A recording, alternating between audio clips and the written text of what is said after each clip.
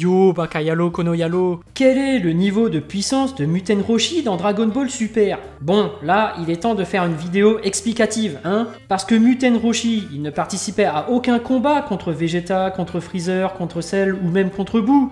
Où est-ce qu'il était dans Dragon Ball Z? Il ne combattait pas, mais dans Dragon Ball Super, il est là dans la résurrection de F. Il est là au tournoi du pouvoir. Et pourtant, il n'a pas eu de power-up en particulier. Comment ça se fait? Comment a-t-il fait pour esquiver toutes les attaques de Ganos, l'oiseau guerrier le plus fort de l'univers 4 dans l'anime? Comment est-ce qu'il a fait pour esquiver les attaques de Jiren dans le manga? Jiren qui était l'homme le plus puissant du tournoi du pouvoir. Est-ce que ça veut dire que Muten Roshi est plus fort que Goku?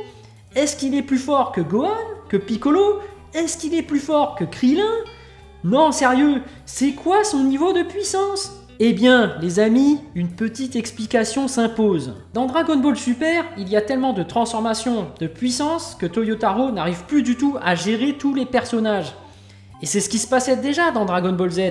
Lorsqu'un personnage est trop faible, on le zappe tout simplement. Sauf que voilà, pour qu'un anime fonctionne, pour qu'on puisse vendre des figurines, Toyotaro a décidé de faire du fanservice. Ouais, du fanservice, t'as très bien entendu.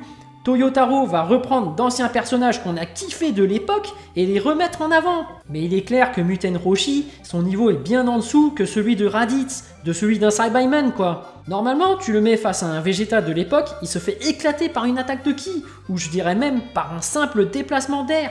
Mais comme les niveaux de puissance atteignent des niveaux divins, comment Toyotaro peut-il faire revenir des personnages comme Muten Roshi, Krillin ou Tenshinhan tout en continuant à faire évoluer Goku vers un niveau au-dessus du divin? Toyotaro va revenir sur les bases de Dragon Ball, les arts martiaux. Et dans les arts martiaux, ce n'est pas forcément la personne qui tape le plus fort qui sortira vainqueur d'un combat. Je prends l'exemple de Mohamed Ali, l'homme considéré comme le plus grand boxeur de tous les temps. Face à George Foreman, qui mettait KO ses adversaires grâce à sa puissance physique, Mohamed Ali a encaissé et esquivé ses coups pendant 8 rounds.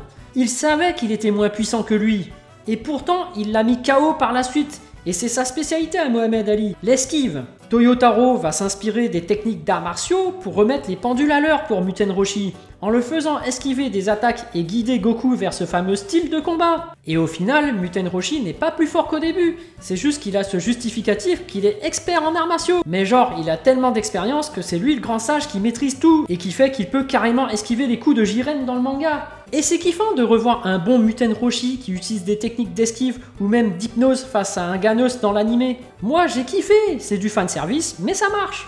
Mais bon, si on reste lucide, la différence de puissance est tellement énorme qu'il ne peut pas résister normalement. C'est comme si tu regardais les combats de Mike Tyson.